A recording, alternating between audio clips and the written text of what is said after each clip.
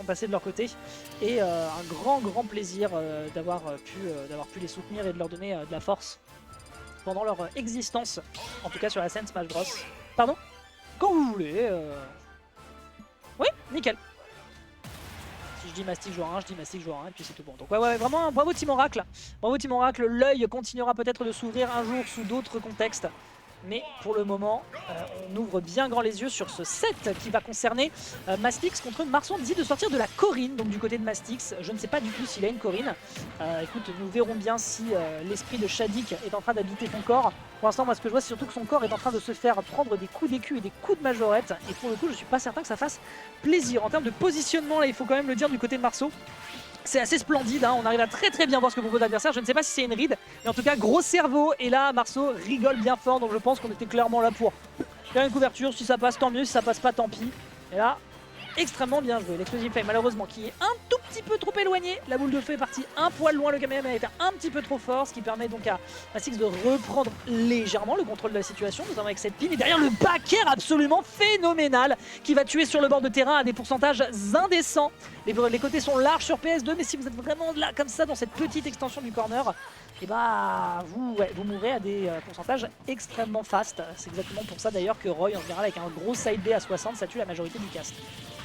En air pour empêcher l'adversaire de venir le chercher en juggle. Hein. Pas de juggle pour toi. Si je déjoue une partie du juggle de Palutena, eh bien je sais que j'ai beaucoup plus d'occasions de survivre.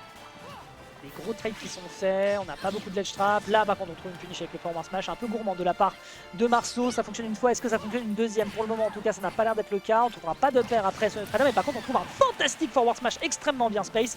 Mastix qui pour l'instant reprend du poil de la bête et qui arrive à mettre un petit peu à l'amende Marceau qui cherche maintenant plus des solutions, plus qu'il ne déroule son plan de jeu.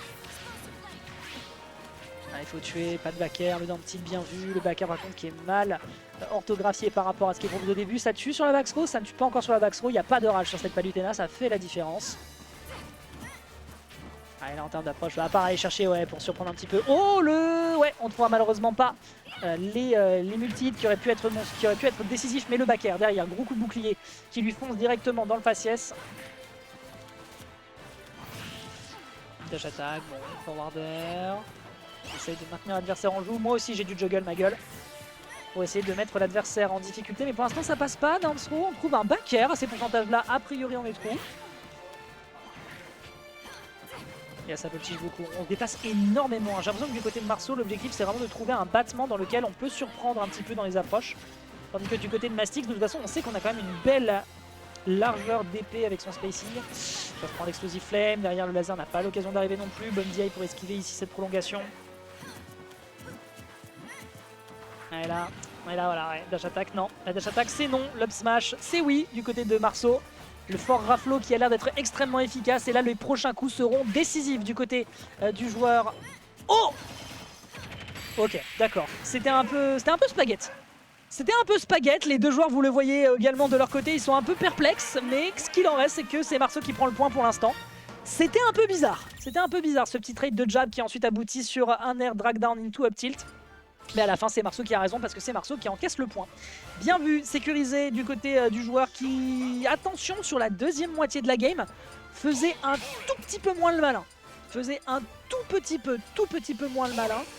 Mastix, s'il continue sur cette lancée, il y a des chances que l'exercice soit bien plus complexe pour son adversaire.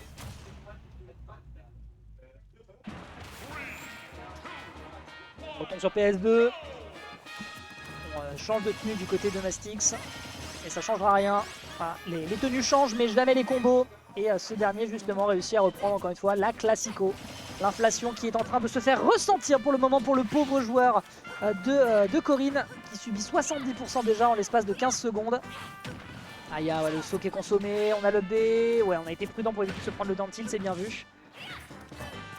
Non, malheureusement pas de grab, on a réussi à bien se positionner du côté de Marceau. Vraiment, plus le temps passe, plus il a fallu ce calibre. Et ça se ressent ici dans la façon dont on se place, dans la façon dont on vient agresser dans le dos. Même le jeu au niveau des sauts, drift in, drift out, et on meurt de cette explosive flame malheureusement. Bien tenté. Non, Marceau qui coule quand même, Marceau qui est au fourneau. Hein. Marceau, on l'a déjà vu tout à l'heure contre le rob de Lyoko. Bon, même si ce dernier a fait des glissades un peu malheureuses, derrière un bon jeu de juggle, on réatterrit derrière, on n'a pas l'occasion d'aller trouver une punish sur cet atterrissage du côté de Marceau, mais que cela ne tienne, on est déjà 66%, on est à seulement 20% sur sa deuxième stock.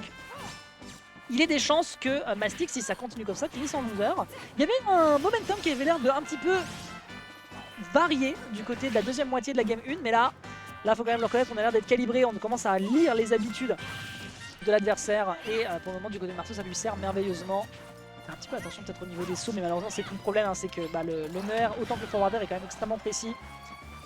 Et malheureusement, si jamais on arrive à moins sauter et à moins mettre du jeu de pression comme ça du côté de Corinne, et bah on se régale.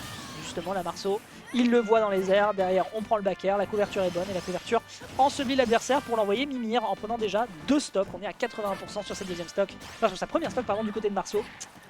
Métavie. Après évidemment ne vendons pas la peau du dragon avant de l'avoir écaillé, mais métavie que Marceau pour l'instant est en train de tout doucement sécuriser son top 8. Ouh, on a été patient, mais non, Mastix veut tout de suite récupérer le terrain, back air, ça prend le kill, bien joué. On a 2 stocks du côté de Marceau, si on fait pas de bêtises, a priori. Up tilt, hop là, belle patience pour aller chercher ensuite le short up into upper, bien joué. Là, ça commence doucement à se sentir là que voltige vite et bien, un petit pin qui est proposé, pas beaucoup d'utilisation du pin d'ailleurs du côté de Mastix. Je ne sais pas s'il a pas confiance dans le move, mais on rappelle quand même que ce truc là ça a la puissance d'un charge shot, c'est frame 4.